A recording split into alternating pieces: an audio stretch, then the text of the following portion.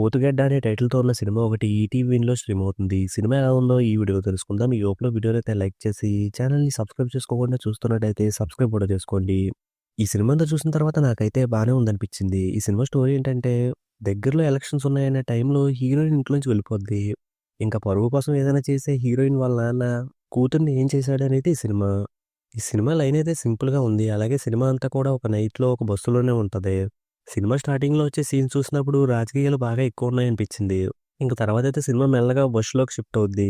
అలా కథని బస్సులోకి సెటప్ చేయడం బాగా అనిపించింది.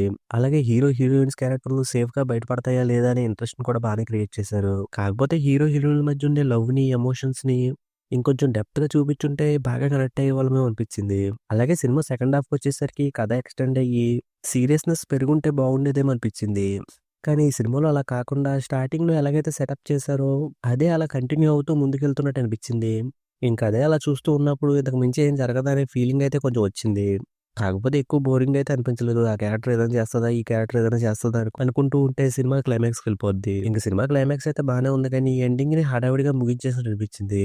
అప్పటి వరకు అంత చేసిన విలన్స్ ఎందుకు సైలెంట్ అయిపోతారా అనే డౌట్ కూడా వచ్చింది. ఇంక సినిమాలో సాంగ్స్, బ్యాక్‌గ్రౌండ్స్ కూడా అయితే బానే ఉన్నాయి. అలాగే సినిమాలో మెయిన్ లీడ్‌గా చేసిన యాక్టర్స్ అందరి పెర్ఫార్మెన్స్ కూడా బావుంది. ఇంక సినిమాలో ఎలాంటి అడల్ట్ కంటెంట్ లేదు. అలాగే సినిమా లెంత్ కూడా తక్కువగా ఉంది కాబట్టి, ఈ సినిమానైతే ఒకసారి చూడొచ్చు. ఇక ఈ సినిమాకి నేనిస్తున్న రేటింగ్ అయితే 2.75 ఔట్ ఆఫ్ 5. ఇక వీడియోని క్లోజ్ చేసే ముందైతే వీడియోని లైక్ చేసి, ఛానెల్‌ని సబ్స్క్రైబ్ చేసుకోకుండా చూస్తున్నట్టయితే సబ్స్క్రైబ్ కూడా చేసుకోండి.